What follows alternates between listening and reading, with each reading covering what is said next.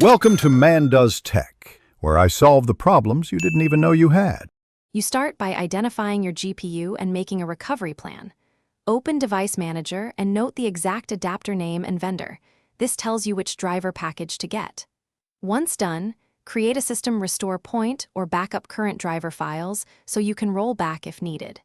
Next, download the official driver package from the vendor and optionally get the for a clean uninstall. Do this now. It saves time during the actual update and prevents mismatched installs later. You now remove old drivers and install the new package. If you chose the, reboot into safe mode and run it to wipe existing driver traces. This avoids conflicts.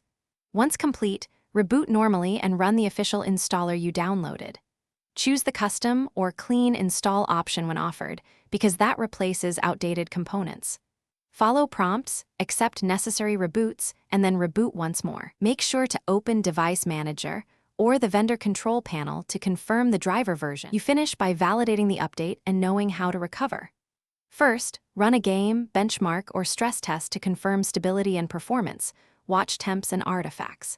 If something goes wrong, use Device Manager to roll back the driver or restore the system restore point you made, then reinstall an older stable driver.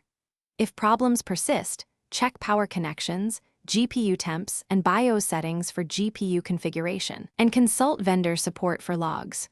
One key tip: roll back first. It's the fastest path to restore a working system. Thanks for watching. If you found this helpful, don't forget to like and subscribe.